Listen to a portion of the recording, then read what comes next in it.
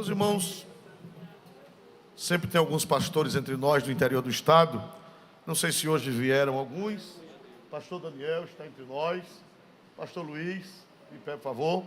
Mais algum pastor do interior que está entre nós? Hoje só temos dois. Semana passada estavam muitos aqui. Os irmãos saúdam os pastores. Bem-vindos, com alegria. Digam amém em nome de Jesus. Amém. Deus abençoe, meus irmãos. Estamos na casa de Deus. Viu? Amém. Meus amados irmãos, neste momento, com a ajuda de Deus, nós queremos falar a respeito de despertamento espiritual. Despertamento espiritual. O que é despertar? Antigamente se falava muito em despertamento. Duas palavras usadas, ou avivamento ou despertamento. O que é um despertamento? É muito simples e muito fácil de compreender. O que é despertar? Despertar. Acordar. Pessoa que estava dormindo e despertou, acordou. Glória a Deus. Então, irmãos, despertamento espiritual é um acordar de um sono letárgico, de um sono doentio, de um sono provocado por alguma coisa forte demais que fez a pessoa adormecer. E, meus amados irmãos, assim como tem sono físico, tem também sono espiritual. Tem sono físico e tem sono espiritual. O sono físico, ele é benéfico.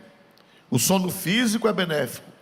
Dizem que duas coisas benéficas à saúde é comer e dormir.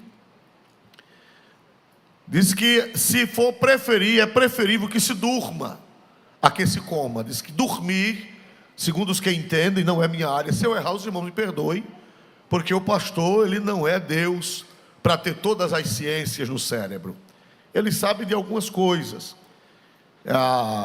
O mais forte de um pastor é a teologia, mas às vezes ele tem que falar de outras ciências afins, e às vezes ele pode se equivocar. Nessa semana eu vi um grande homem, acho que foi domingo, chegou no meu aparelho uma mensagem de alguém, uma pessoa altamente competente, altamente capacitada, altamente culta, mas ele deu um equívoco.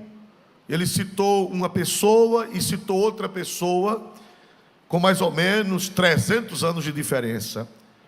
Ele equivocou-se, era outra pessoa, e ele citou o nome de outra pessoa, né? E não foi burrice, é porque não era a área dele, e às vezes a pessoa se equivoca. Então, se eu me equivocar em alguma coisa, os irmãos queiram me perdoar. Glória a Deus, porque só quem tem todas as ciências é o nosso Pai Celestial. E ele não erra, porque o computador dele é o computador dos computadores, né? Mas a gente, aqui e acolá, erra. Quem muito fala, desde menino que eu ouvi dizer, quem muito fala, muito erra. Mas também diz que se você não quiser ser criticado, não sei se foi Sócrates ou Platão, ele dizia, se você não quiser ser criticado, não diga nada, não faça nada e não seja nada. Glória a Deus. Se você não disser nada, não fizer nada e não for nada, também quem vai criticar um volume que não existe, né? Glória a Deus. Mas se falar alguma coisa, está sujeito. Se fizer alguma coisa, está sujeito. E se for alguma coisa, está sujeito também. E a gente tem que ter consciência disso. Então, irmãos, dizem que o sono físico é melhor, preferencial ao alimento. É melhor você ficar sem alimento do que sem dormir. Mas também dormir demais não é bom, né? Dormir demais também não é bom. Tudo demais é excesso, é perigoso. Tem gente, uns dormem pouco e outros dormem demais, né? Tem gente que você chega na casa dele 10 horas da manhã, 11 horas da manhã e ele está dormindo, né? Ou ela está dormindo, glória a Deus. E isso não é bom. Isso é uma doença terrível, é uma doença que parece que não tem cura. Até hoje a medicina não descobriu a cura para essa doença de quem dorme muito. Não sei se os irmãos sabem, é uma doença chamada preguicite aguda. Glória a Deus. É uma doença feroz, diz que até hoje a medicina não descobriu ainda a cura, né, dessa doença chamada preguicite aguda. Aleluia. Então, meus amados irmãos, nós vemos aqui que Deus fala pela boca de Joel. Os irmãos sabem que o tempo de Joel foi um tempo de pecado, foi um tempo de indiferença espiritual.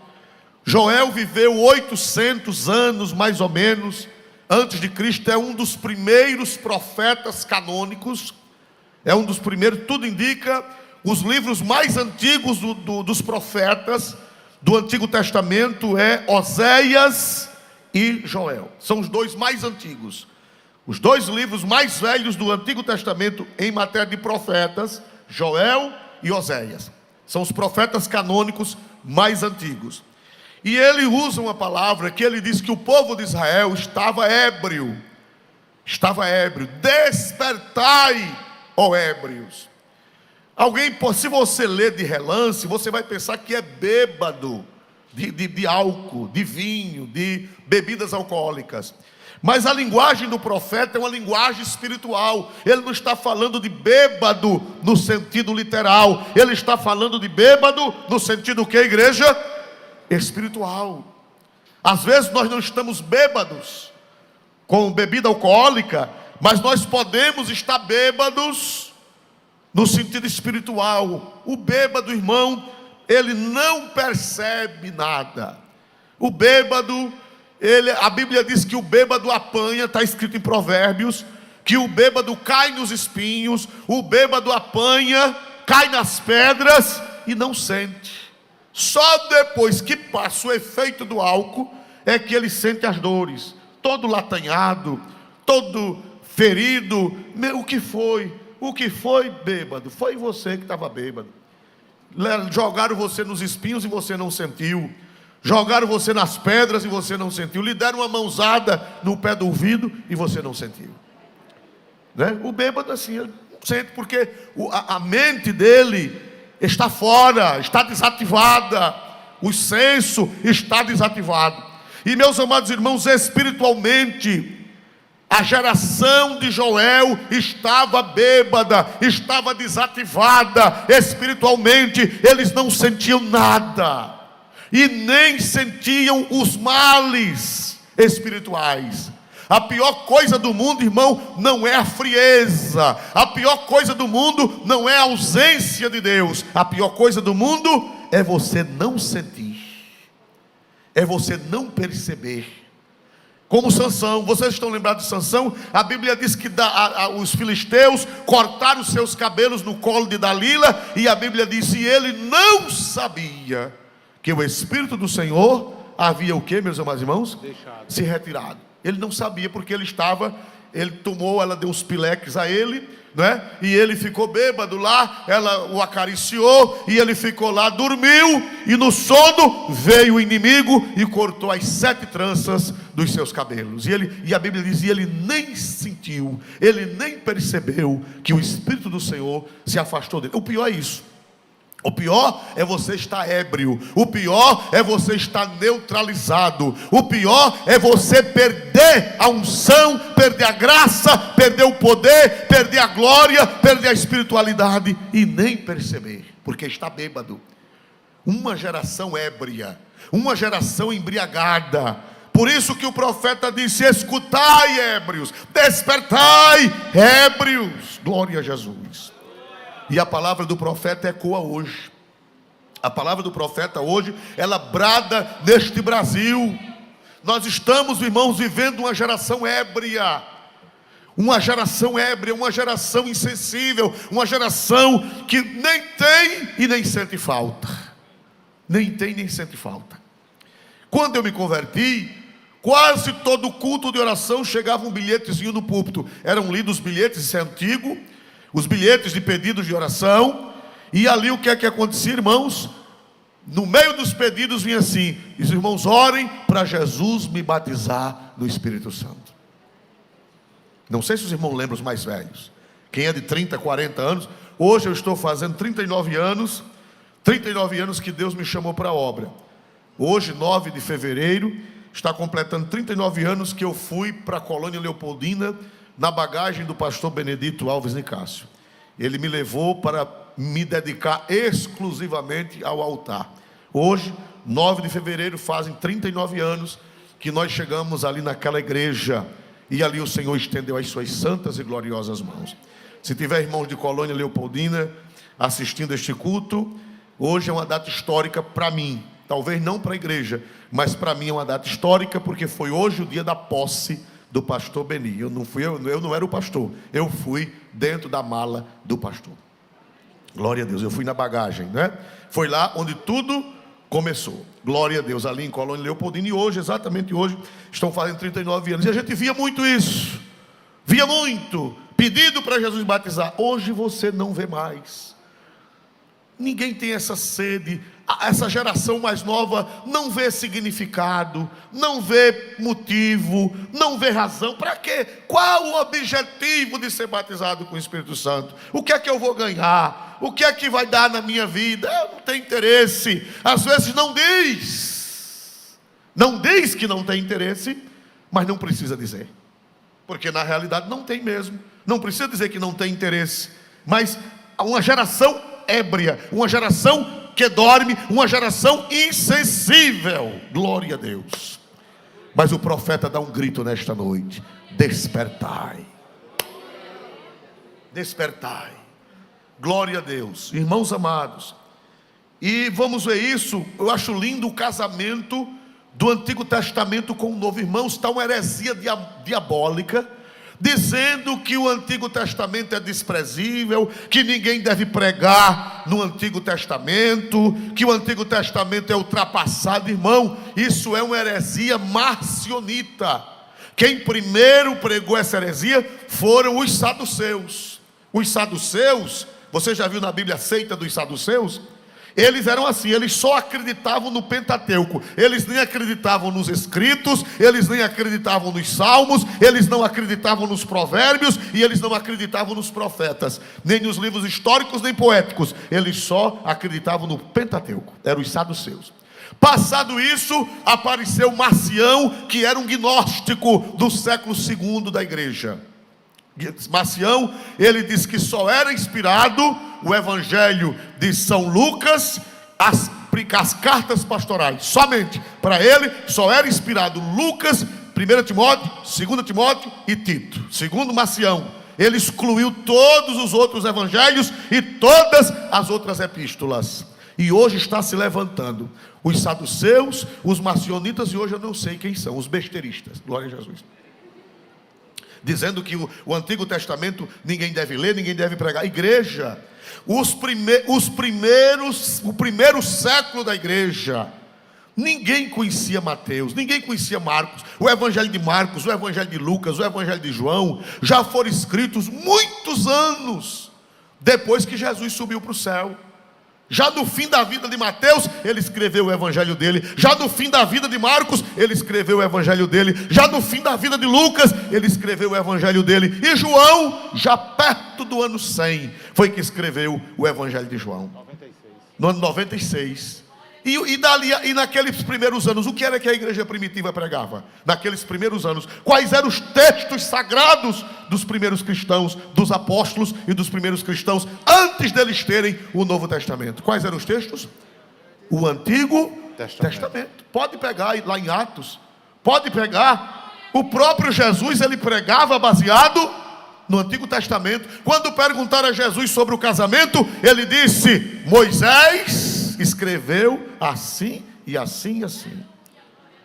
Foi assim? Jesus citou o Pentateuco, Jesus citou os Salmos, Jesus citou os livros históricos. Jesus falou do caso de Eliseu da cura, da ressurreição do filho da viúva. Jesus falou da ressurreição do filho da viúva que cuidou de Elias. Jesus falou dos dias de Noé. Jesus falou da mulher de Ló. Jesus falou de Adão. Jesus falou de tanta coisa do Antigo Testamento. Hein? Falou de Jonas, Jesus falou de Jonas. Falou ou não falou? E como é que o Antigo Testamento é desprezível? Quem diz isso, irmãos, merece ser internado. Aleluia. Que é mais sábio do que Jesus. Olha, Jesus, toda a doutrina de Jesus era baseada no Antigo Testamento. E a pessoa dizer hoje que o Antigo Testamento não serve mais. Essa pessoa, pena que a casa de saúde do Dr. Zé Lopes fechou. Faz pena. Mas tem outra. Qual foi a que ficou no lugar? Ulisses Pernambucano. Que mais? Portugal Ramalho. Ajuda. Glória a Jesus. É só dizer que o Velho Testamento não tem mais significado. Essa pessoa merece ser internada. E antes que ela agite, camisa de força. Glória a Jesus. Desculpe, mas é a realidade. Porque se o próprio Cristo chancelou, se os apóstolos passaram as primeiras décadas da igreja pregando o Antigo Testamento, e há documentos que nos cultos, documentos da igreja primitiva, que nos primeiros cultos cristãos, eram lidos os escritos do Antigo Testamento e depois o Evangelho. Nunca era lido só o Novo Testamento. Está provado pela patrística que desde o princípio da igreja, a igreja lia os evangelhos, mas no culto tinha que ter uma leitura do Antigo Testamento. Aleluia, glória a Deus. E a nossa igreja, ela não abre mão. Ela não abre mão. Bendita seja toda a palavra de Deus. Glória a Deus. Aleluia. Então, meus amados irmãos, nós vemos aqui que o profeta fala dos ébrios, mas não é ébrio de bebida alcoólica, é ébrio espiritual, dormindo, insensível. Tanto faz como tanto fez, não é? Eu vou para a igreja e volto, vou uma vez, outra não, e eu sou crente, mas é assim mesmo, né? Isso é ébrio espiritual. E o apóstolo São Paulo, ele fala isso. É interessante que há no Novo Testamento, no Antigo Testamento e no Novo, há uma conexão perfeita entre a velha aliança e a nova aliança. Não há contradição, há complemento, há esclarecimento, há revelação. Vamos ver isso na carta de São Paulo aos Romanos, no capítulo 13, versículos 11. Carta do apóstolo São Paulo aos Romanos, capítulo 13, versículo 11 ao 13. Veja aí, este texto, só para você anotar na sua Bíblia, este texto foi o texto da conversão de Santo Agostinho. Foi através desse texto que Jesus salvou a alma de Agostinho. Ele era um jovem senhor de 40 anos, vivia uma vida devassa, vivia uma vida pecaminosa. A mãe crente chamava-se Mônica, e a mãe orava por ele, a mãe chorava por ele. Ele criou-se no Evangelho, mas quando ficou jovem, leu um livro herético, um livro da religião da Pérsia, do dualismo persa, e a cabeça dele ficou bêbada, e até os 40 anos de idade ele ficou incrédulo. Mas um dia ele ouviu uma voz que dizia: toma e lê. A voz disse: toma e lê. E ele ficou procurando a voz. Quando virou-se, no lugar onde ele estava, tinha uma mesa, e estava um livro, um códice da carta de São Paulo aos Romanos. E quando o vento passou, que olhou, foi essa passagem. E essa passagem ganhou a alma de Agostinho para Jesus. Vamos ver a passagem, glória a Deus. E digo isto, conhecendo o tempo, que é já hora de despertarmos do sono, porque a nossa salvação está agora mais perto de nós do que quando aceitamos a fé. Prossiga. A noite é passada e o dia é chegado. Rejeitemos, pois, as obras das trevas e vistamo-nos das armas da luz. Prossiga. Andemos honestamente, como de dia, não em glutonarias, nem em bebedices, nem em desonestidades, nem em dissoluções, nem em contendas e inveja.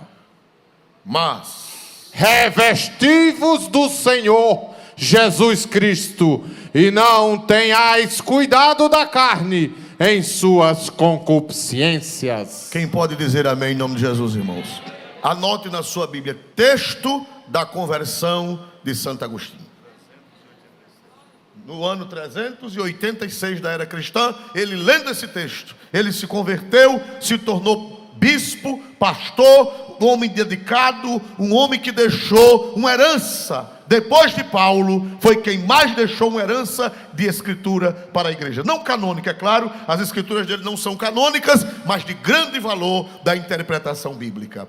Os protestantes devem muito a Agostinho, muito. Os primeiros protestantes se tornaram protestantes lendo os livros de Agostinho, como Calvino, Lutero. Lutero era monge agostiniano. Ele era monge da ordem de Santo Agostinho, e ele, lendo os escritos de Agostinho, ele chegou a crer que a salvação é pela graça, unicamente pela fé em Cristo Jesus, nosso Senhor.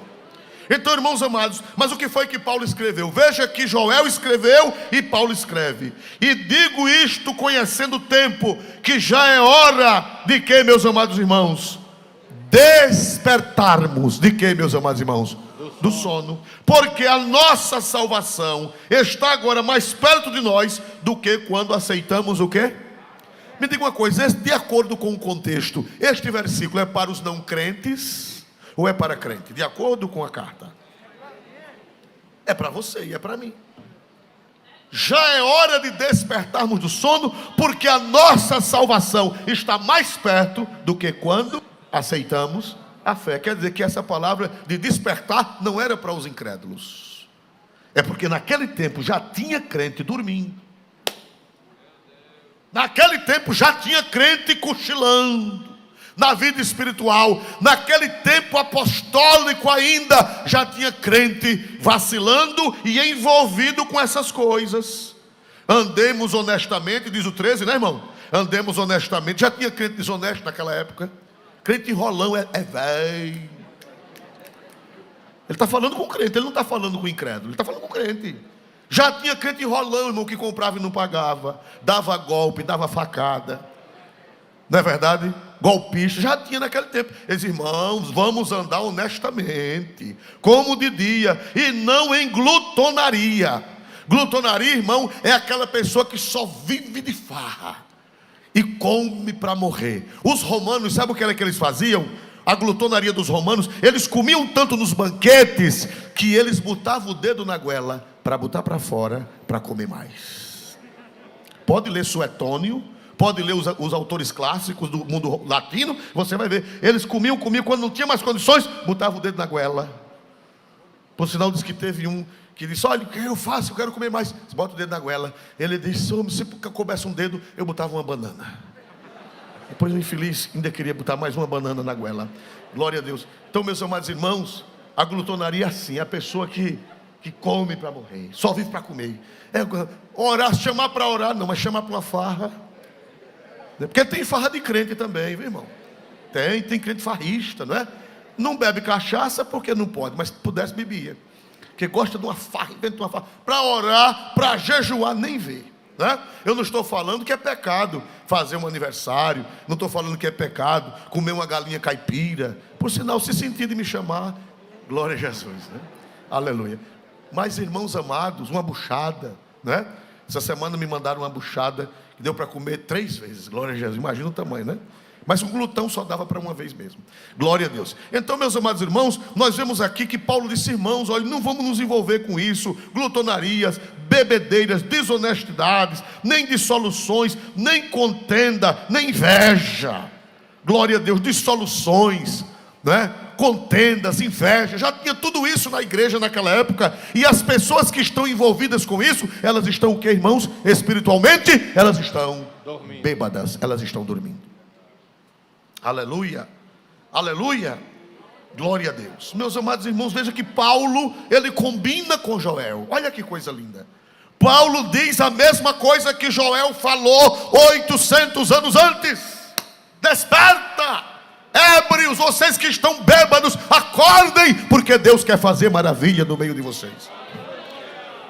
Vamos ver na primeira carta aos Tessalonicenses, o apóstolo São Paulo, ele corrobora essa doutrina. 1 Tessalonicenses capítulo 5, versículos de 5 a 8, por favor. Porque todos vós sois filhos da luz e filhos do dia. Nós não somos da noite nem das trevas. Não durmamos, pois, como os demais, mas vigiemos e sejamos sóbrios. Porque os que dormem, dormem de noite, e os que se embebedam, embebedam-se de noite. Mas nós, que somos do dia, sejamos sóbrios, vestindo-nos da couraça da fé e do amor, e tendo por capacete a esperança da salvação. Quem pode dizer amém, irmãos amados? Paulo confirma as palavras de Joel quando ele diz: porque todos vós sois filhos da luz e filhos do dia, nós não somos da noite nem das trevas, não durmamos como os demais, mas vigiemos e sejamos sóbrios. Sóbrio quer dizer a pessoa que está acordada, que está lúcida, que está sensível, que está alerta, que está vendo o que está acontecendo ao seu redor. Louvado seja Deus para sempre. Assim como Joel despertou o povo de Israel, Paulo estava despertando a igreja dos Tessalonicenses. Mas ele fala também em Efésios. Vamos para Efésios, voltando um pouquinho às páginas das Sagradas Escrituras. Vamos para Efésios, no capítulo de número 5. Ele fala com os crentes de Éfeso, e com certeza está falando conosco esta noite. Aleluia, 5:17. Ou melhor, 5:14. Pelo que diz: desperta, tu que dormes, Meu Deus. e levanta-te dentre os mortos, e Cristo te esclarecerá. Pode passar no Parque das Flores agora, que até eles despertaram. E no hospital, no cemitério de São José também, glória a Deus. Uma zoada dessa, glória a Deus, né? Aleluia.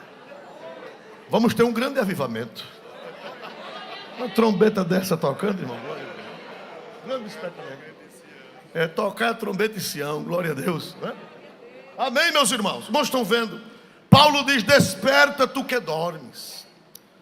Então os ébrios, os que estão dormindo, os que beberam, os que estão com a mente entorpecida, com a mente lenta espiritualmente falando, ele diz: desperta dentre os mortos, desperta, tu que dormes, levanta-te dentre os mortos, e Cristo te iluminará, e Cristo te esclarecerá. Glória. Irmãos amados, nós precisamos despertar. A igreja no Brasil, a igreja no mundo. Eu li um livro, eu mandei buscar no sebo, porque ele não existe mais. Não sabe o que é sebo, né? Alguém sabe aqui o que é sebo? Quem não sabe o que é sebo? Não é sebo de boi, não. Sebo são as livrarias de livros antigos, que não existem mais. Chama-se sebo. E eu tinha a vontade, eu li esse livro quando era novo crente, e outros chamam de alfarrábio, né? Outros chamam de sebo, outros chamam de alfarrábio.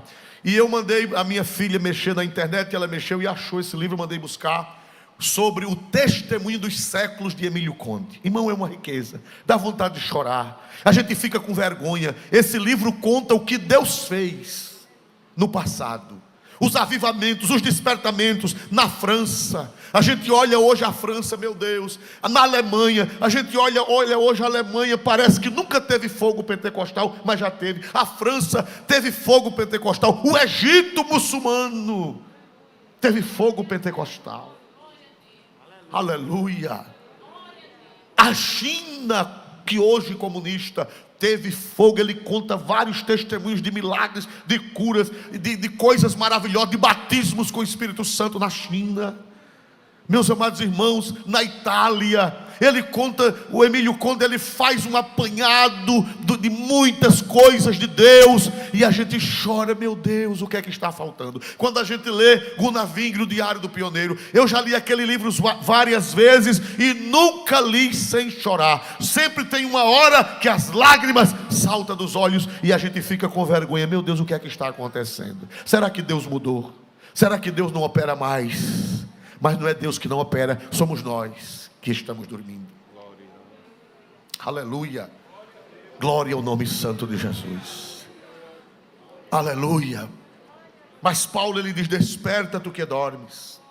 Meus amados irmãos, mas a semana passada nós demos uma pequena pincelada, que o problema começa no altar. Aqui há mais ou menos uns 25 anos, neste púlpito, ainda não era este aqui literalmente, mas no mesma plataforma, no mesmo altar, pastor Anselmo Silvestre era um homem, um grande líder lá de Minas Gerais. Ele pregou aqui numa escola bíblica, e ele cantava um corinho: tem que começar pelo altar. Alguém estava aqui deve lembrar, aos 25 anos passados. Ele disse que o segredo começa pelo altar. Se o altar despertar, a igreja desperta. Grande problema é o altar. Uma vez perguntaram, parece-me que foi ao missionário Eurico Bergstein, que também já pregou muitas vezes aqui neste altar. Perguntaram a ele: pastor Eurico, qual é o problema? Era um patriarca, era um missionário finlandês, sustentado pela missão sueca, que foi um patriarca entre nós aqui no Brasil durante meio século. Perguntaram para ele: qual é o problema da obra? Ele disse: o problema, ele falava meio enrolado, o problema da obra é o obreiro. O problema da obra são os obreiros. Porque tem que começar pelo altar, irmãos.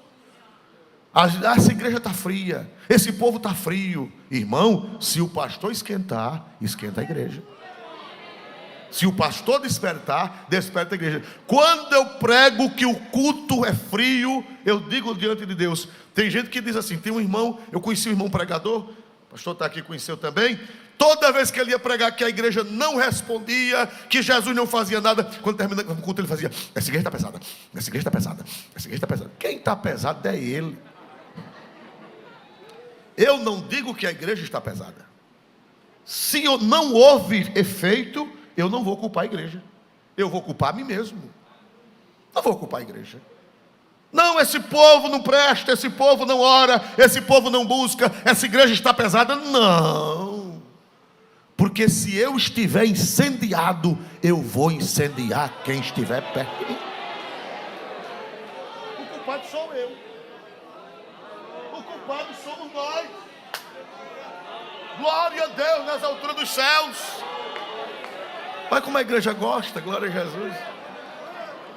O pastor apanha, quando o pastor apanha, olha como eles se animaram, glória a Jesus.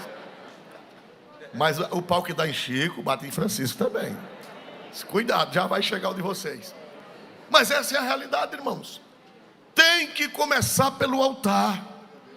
Porque se eu estiver incendiado, o fogo vai passar para os outros. Glória a Deus nessa altura dos céus. Se eu estiver cheio do Espírito Santo, vai contagiar os outros. No bom sentido. Um crente cheio do Espírito Santo, ele passa para os outros, é inevitável. Glória a Deus.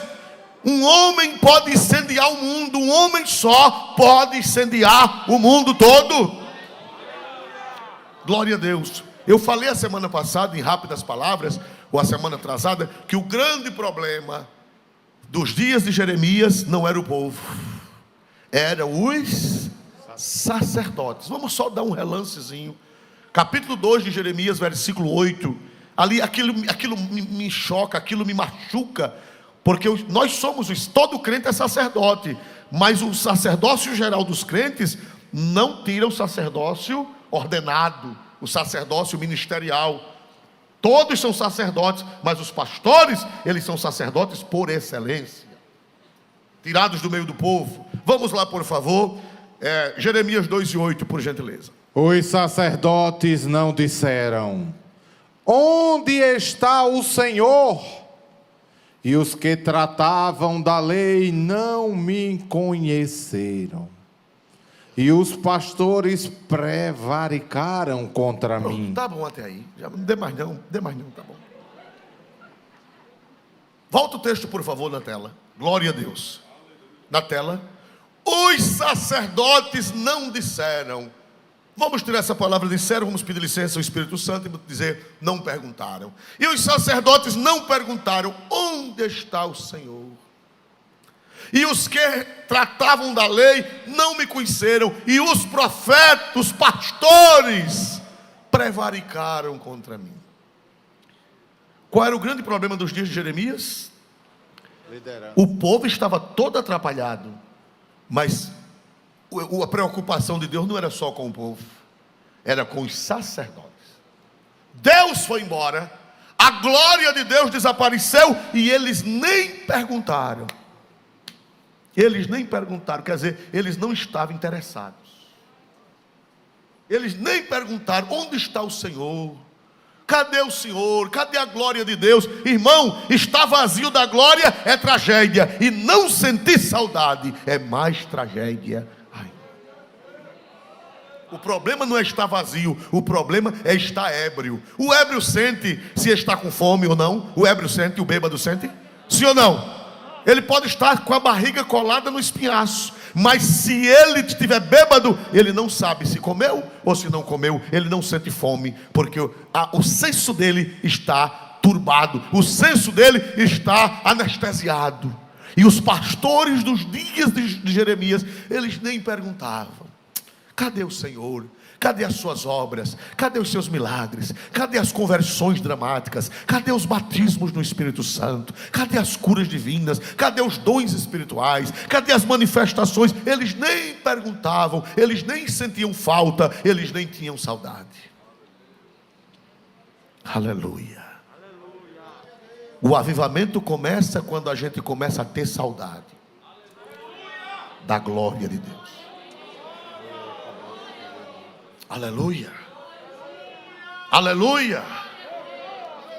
Vamos ver agora no Novo Testamento, irmão. Vê que casamento lindo o Antigo Testamento com o Novo. Jeremias, os sacerdotes indiferentes. Diga comigo: sacerdotes indiferentes. Sacerdotes indiferentes. Agora vamos para o Novo Testamento. Apocalipse 3:17. Apocalipse 3:17. Vê o casamento, a mesma coisa, o mesmo princípio em Apocalipse 3:17. Como dizes, rico sou e estou enriquecido, e de nada tenho falta. E não sabes que és um desgraçado e miserável e pobre e cego e nu. Jesus fala isso com o anjo da igreja de Laodiceia. Laodiceia é a última carta das 7 que Jesus mandou em Apocalipse. Se você não sabe ou não acredita, é problema seu. Mas as 7 cartas de Apocalipse, o Espírito Santo colocou-as naquela disposição para mostrar a história da igreja. Quem conhece a história da igreja encaixa perfeitamente os 7 períodos da história da igreja. Éfeso perdeu o primeiro amor, representa a igreja pós-apostólica. Esmirna representa a igreja sofredora, a igreja dos primeiros 3 séculos no Império Romano.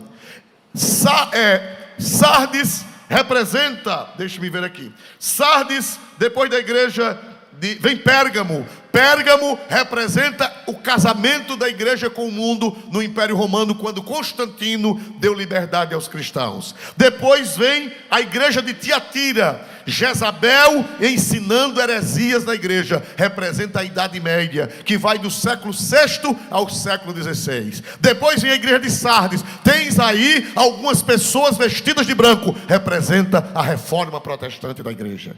Tinha gente vestida de branco ali, que queria alguma coisa com Deus. Depois vem a igreja de Filadélfia. Filadélfia foi a igreja da porta. Eis que pus diante de ti uma grande porta aberta. A igreja dos grandes avivamentos, que o evangelho se espalhou pelo mundo, até chegar ao movimento pentecostal. E o evangelho chegou fortemente aqui no Brasil.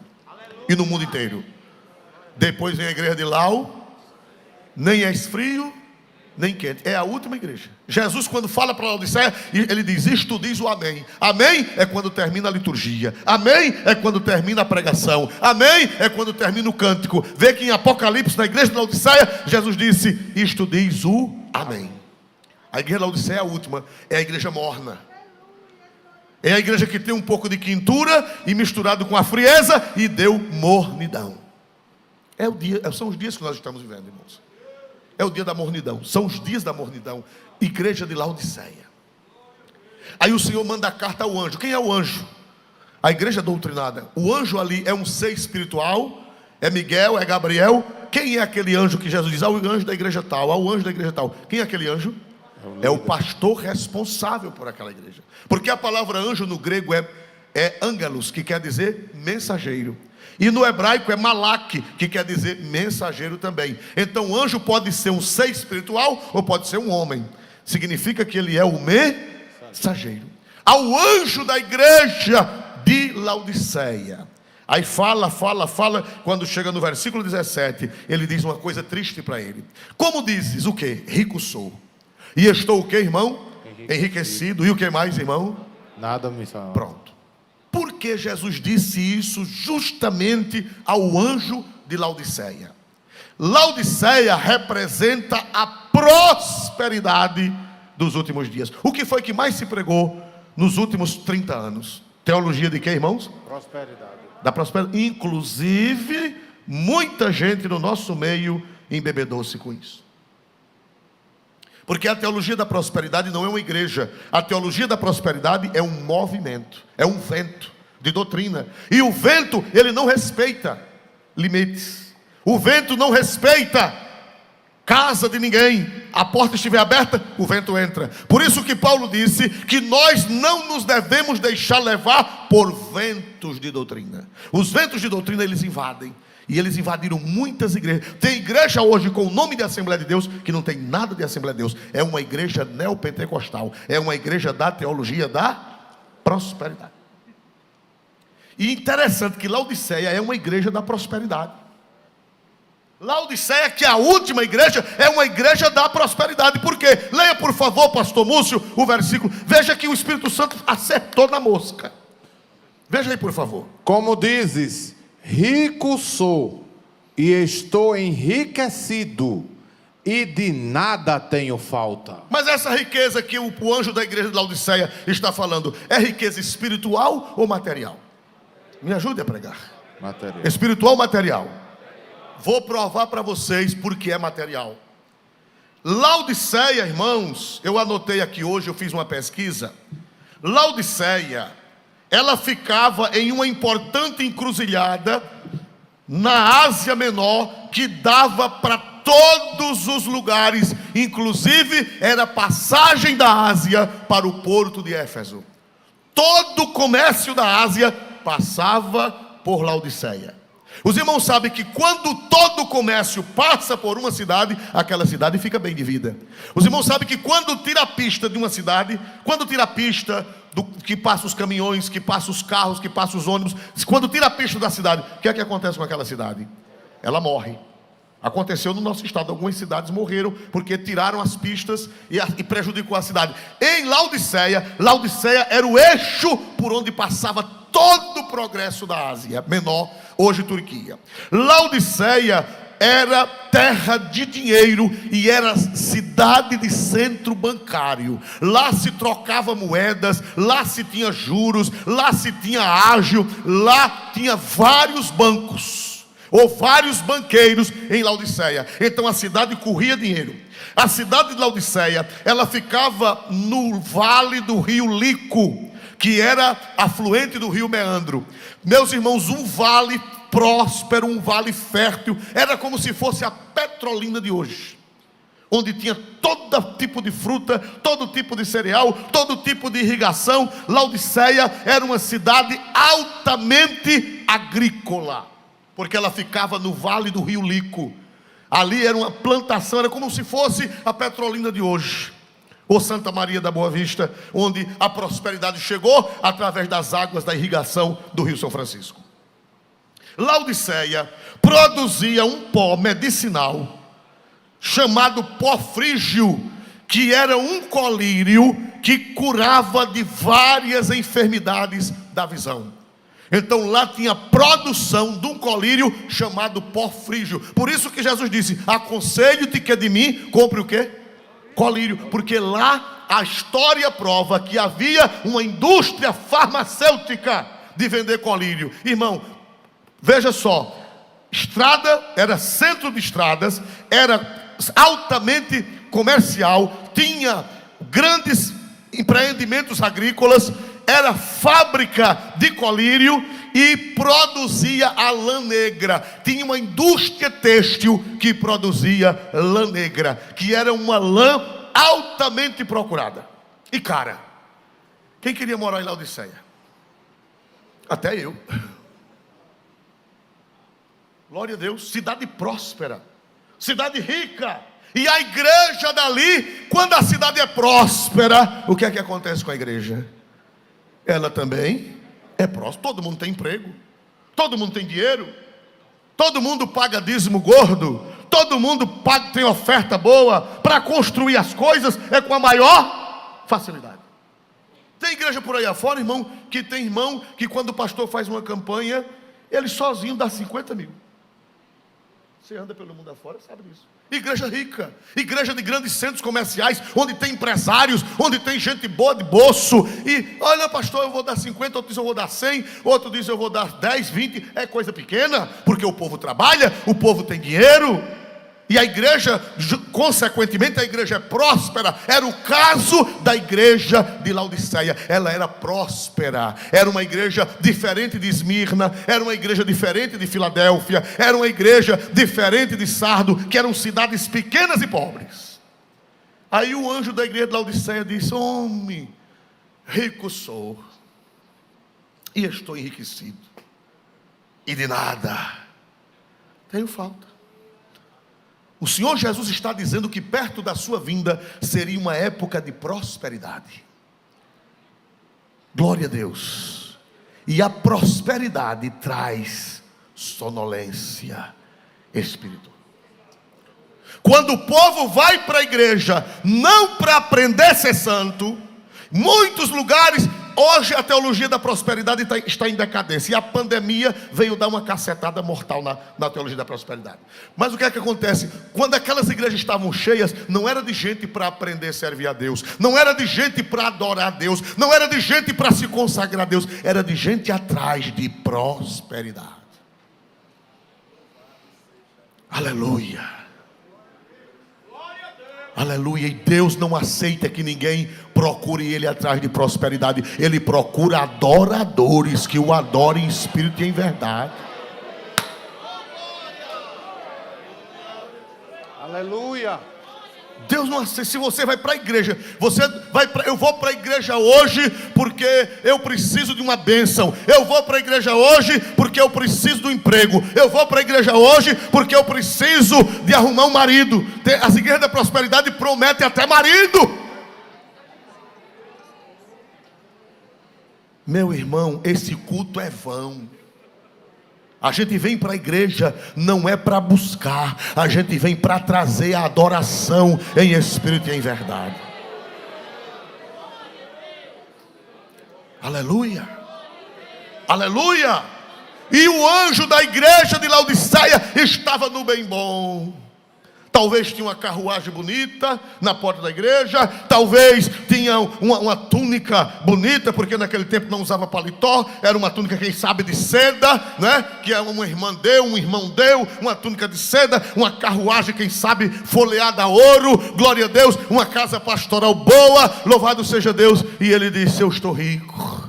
E deixou de orar, e não se incomodou mais de Jesus manifestar a glória, e não se incomodou mais de buscar a Deus, e não se incomodou mais de dar a doutrina, e não se incomodou mais de ensinar a palavra, e não se incomodou mais de orar.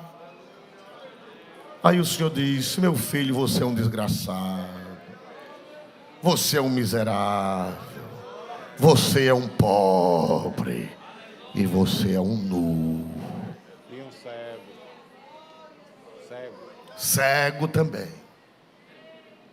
Igreja, essa é a Laodiceia. A Laodiceia é a última igreja das 7 cartas do Apocalipse. Representa que é o último período da história da igreja na terra. Aleluia! Glória a Deus nas alturas dos céus. Então, pastor, não adianta, porque Jesus disse: aconselho-te. Jesus, eu acho lindo que Jesus, ele mostra a doença, mas ele mostra a cura. Então, pastor, já que é a última igreja, vamos ficar assim mesmo. Já que Jesus falou que quando ele vir será Laodiceia, então vamos deixar do jeito que está. Não, Senhor, eu não me conformo não. Eu sou frio, mas eu não me conformo com a frieza. Não me conformo. Frieza, eu fico doente com a minha frieza. O anjo de Laodiceia, ele além de estar frio, não reconhecia. Ele além de estar pobre, não reconhecia. Ele além de estar cego, ele não reconhecia. Além de estar nu espiritualmente, ele não reconhecia. Eu tenho uma grande diferença com aquele anjo. Eu reconheço a minha pobreza. eu reconheço a minha pobreza. A minha diferença do anjo de Laodiceia é que eu reconheço, eu sinto a minha necessidade. E ele dizia que não precisava. É assim ou não é? É aquele pastor que já se acomodou. Uma vez eu falei aqui a semana atrasada, perguntaram ao pastor: pastor, como é que está a sua igreja? Jesus está salvando, está batizando, está a palavra, o povo está alegre com Deus. O povo, irmão, lá está bom, está dando a feira.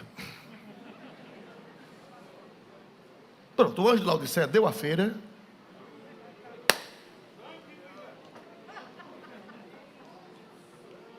Pastor que anda atrás de feira está morto. A feira é a obrigação da igreja cuidar do pastor, mas ele não vive em função da feira, ele vive em função da glória de Deus, do conhecimento de Deus, da bênção de Deus.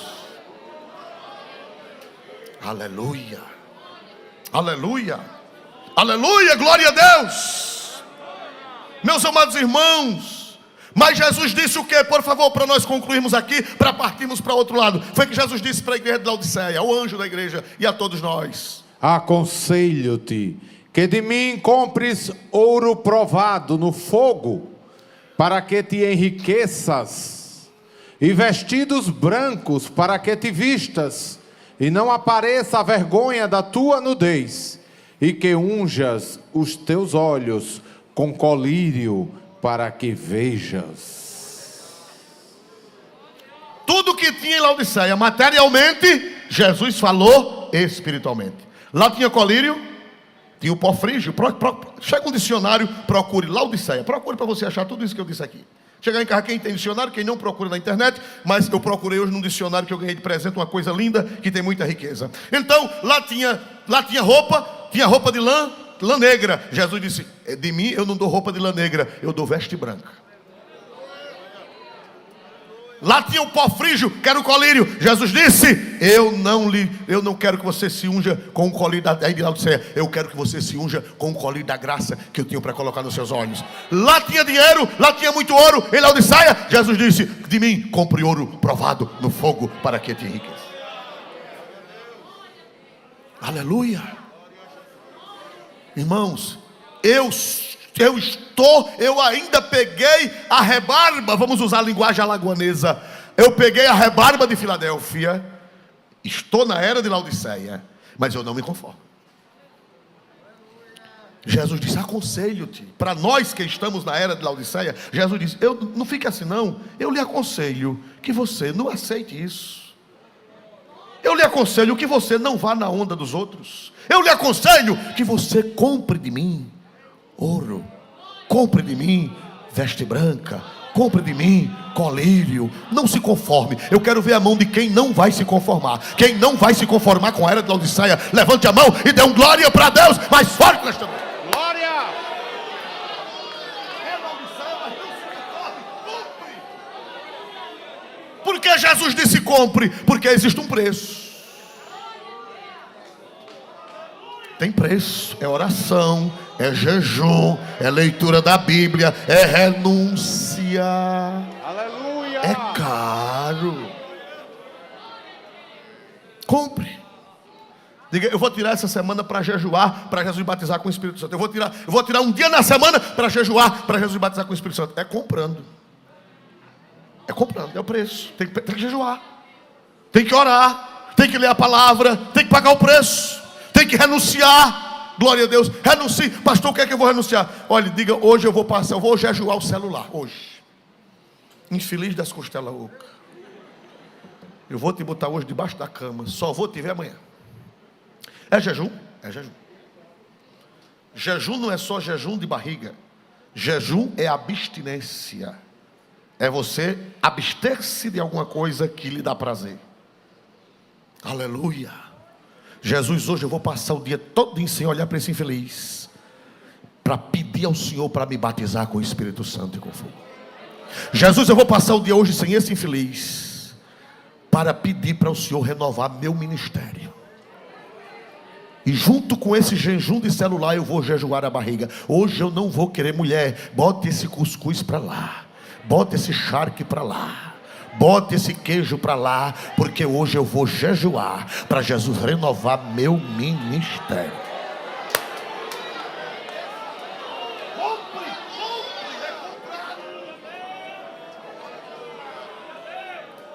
É comprado. Quem diz aleluia? Aleluia. Quem diz aleluia? Aleluia. Quem diz glória a Deus por essa palavra? Glória a Deus. Mas eu tenho ainda alguma coisa a dizer a vocês. Nem tudo está perdido.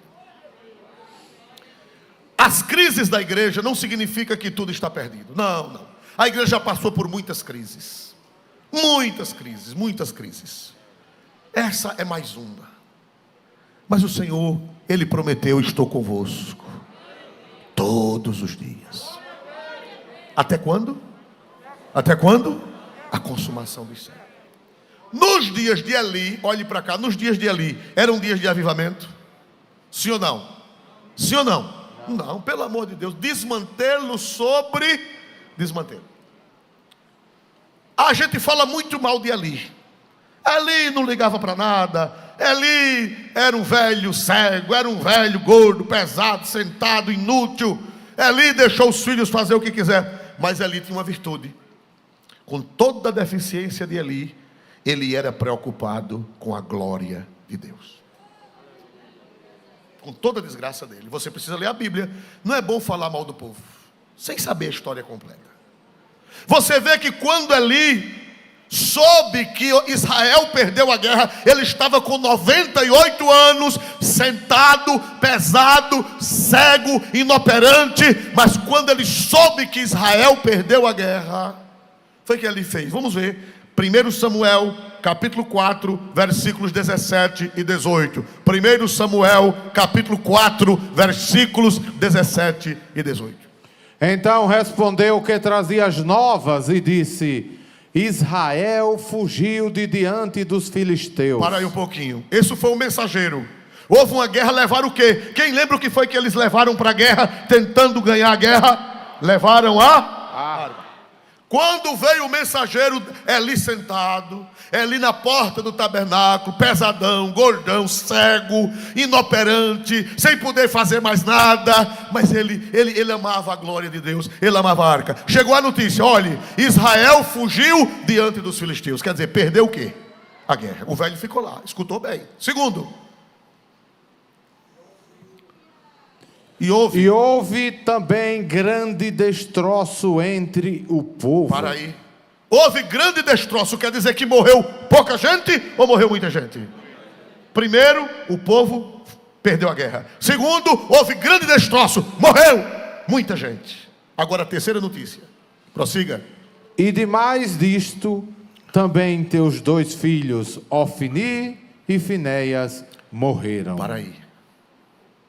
Primeira notícia ruim foi que Israel fugiu diante dos seus inimigos. Segunda notícia ruim: houve grande destroço. Terceira notícia ruim: os teus filhos. Irmão, essa foi cacetada.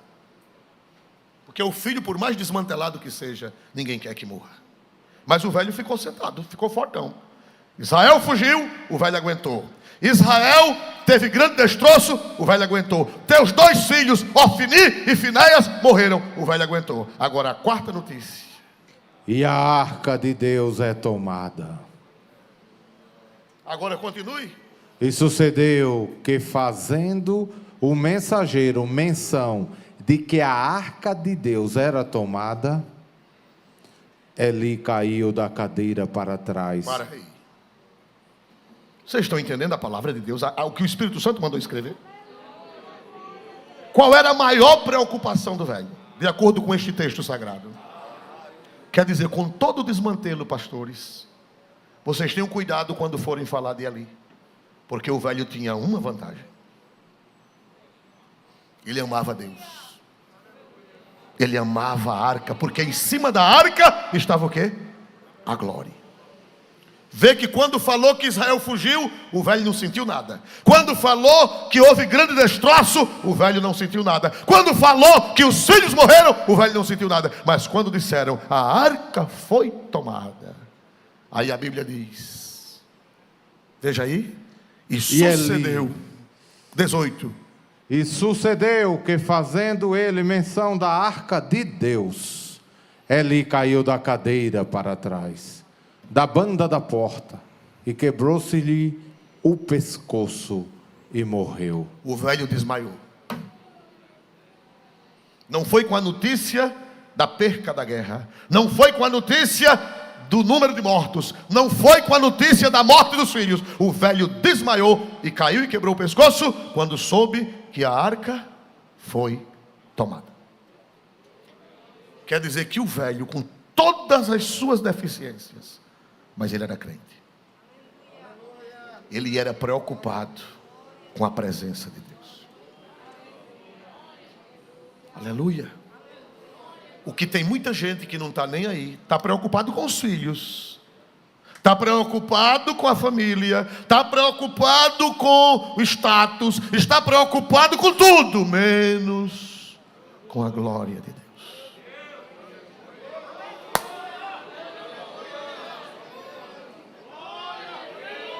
É por isso que nós vamos encontrar ele no céu. Você nunca pensou nisso? Você sabia que você vai encontrar ele no céu? Você vai encontrar ele no céu. Porque com toda desgraça, mas ele amava. Aleluia. Será que ainda tem gente preocupada com a glória de Deus? Você vê que ele nem se abalou. Quando falou-se nas outras coisas, ele nem ligou. Agora, quando falou da arca, o homem deu um desmaio, caiu da cadeira, quebrou o pescoço e morreu. Isso é uma lição para nós. Qual é a nossa preocupação como ministros? Por que nós somos ministros?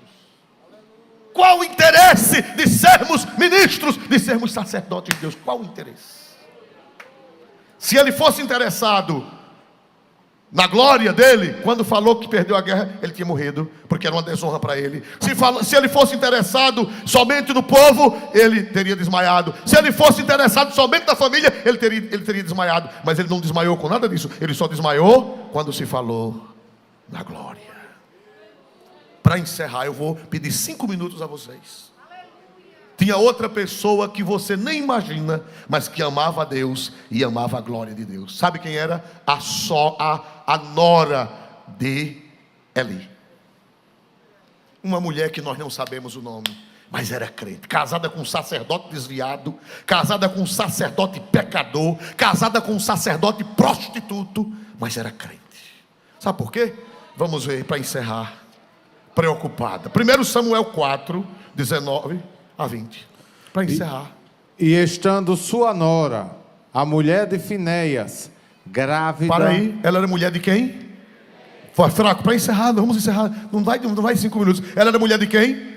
Finéias era um sacerdote crente, não era? Não. Finéias era um sacerdote gente boa. Não. Desmantelado. Profano. Ela era mulher de Finéias. O que foi que aconteceu? Veja a história. Grávida e próxima ao parto. E ouvindo estas novas, de que a arca de Deus era tomada, e de que seu sogro e seu marido morreram, encurvou-se e deu à luz, porquanto as dores lhe sobrevieram. Prossiga. E ao tempo em que ia morrendo, disseram as mulheres que estavam com ela: não temas, pois tiveste um filho. Ela, porém, não respondeu, nem fez caso disto. Prossiga. E chamou ao menino Icabor, dizendo: foi-se a glória de Israel, porquanto a arca de Deus foi levada presa, e por causa de seu sogro e de seu marido. Ela ficou triste porque o sogro morreu. Ela ficou triste porque o marido morreu. Ela gostava do sogro e ela gostava do marido. Mas a maior preocupação dela não foi a morte do sogro e nem foi a morte do marido. Ela disse: foi-se meu sogro. Foi assim que ela disse? Ela disse: foi-se meu marido. Foi assim que ela disse? Ela disse: foi-se o quê? Foi-se o quê? A glória de Israel.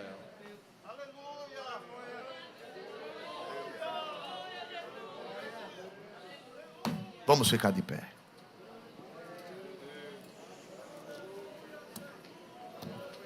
Qual a sua preocupação? Glória. Qual a sua preocupação? Você deve se preocupar com o seu sogro? Sim. Você deve se preocupar com o seu marido? Sim. Você deve se preocupar com os seus filhos? Sim. Você deve se preocupar com o pão de cada dia? Sim. Mas a sua preocupação maior não deve ser nada disso. A sua preocupação maior deve ser a glória de Deus na sua vida, na vida de seus filhos, na vida dos seus netos, na vida da igreja, na vida do seu ministério. Veja que Eli morreu por causa da glória, e a nora dele morreu por causa de quê também, irmão? Da glória. O Espírito Santo está hoje falando conosco. Coloquem a minha glória em primeiro lugar. O Espírito Santo está gritando nesta noite. Com que vocês estão preocupados? Com que vocês estão preocupados? Glória ao nome santo de Jesus. Glória ao nome santo de Jesus. Se você for preocupado com a glória de Deus, não vai faltar nada. Vai aparecer casamento, vai aparecer emprego, vai aparecer tudo para você. Honra, dinheiro, tudo vai aparecer. Mas se primeiro você for preocupado em prioridade na sua vida, com o quê?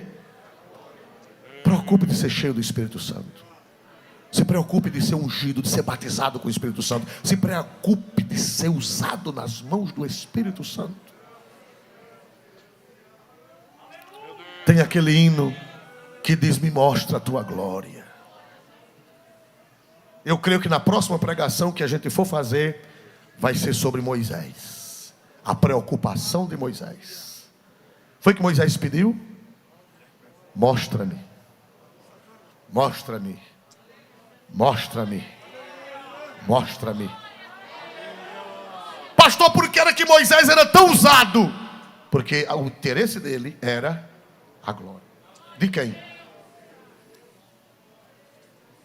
Se você se interessar pela glória de Deus, tudo vai aparecer a reboque. Busque o batismo com o Espírito Santo. Busque ser cheio para orar pelos enfermos e eles serem curados. Busque ser cheio para ganhar almas para Jesus. Busque ser cheio para ser um instrumento de Deus na terra. Busque ser cheio para ser útil ao reino de Deus, para que a glória de Deus se manifeste em você. Você vai ver o que é que vai acontecer na sua vida. Nós pentecostais clássicos crescemos, mas não foi em busca de crescer. Nós crescemos porque vivíamos preocupados com o quê? Mais alto? Com o quê, irmão? Nunca pedi riqueza a Jesus. Dirigi trabalho 11 anos sem carro. Dirigi trabalho a pé 11 anos. Desde 1982 que eu trabalhava na obra indiretamente. E diretamente, quando fui consagrado ao ministério, a pé. Nunca pedi um carro a Jesus. Mas a minha preocupação era a glória. Jesus me deu carro. Jesus me deu roupa. Jesus me deu esposa. Jesus me deu família. Jesus tem me dado honra. Mas a minha preocupação é a glória. É a glória. É a glória. Israel perdeu a guerra, o velho ficou forte. Olha, houve grande destroço, o velho ficou forte. Olha, morreram teus filhos, Ofni e Finés, o velho ficou forte. Olha, a arca de Deus foi tomada, o velho desmaiou. Me mostra a tua glória, Jesus. Vamos orar para Jesus batizar com o Espírito Santo. Quem nunca pediu vai começar a pedir hoje. Quem nunca se preocupou de ser batizado com o Espírito Santo vai começar hoje a dizer: Jesus, eu estou interessado na tua glória. Pastor Daniel, venha fazer oração. Tem alguém que não é crente aqui, quer ser ou está desviado e quer? Tem alguém nesta noite aqui que quer voltar para Jesus? Faça assim com a mão. Você está preocupado com a glória? Você perdeu a glória? Venha agora para Jesus. Tem alguém afastado? Se não há, que Deus abençoe e que o Espírito Santo faça a obra na sua vida.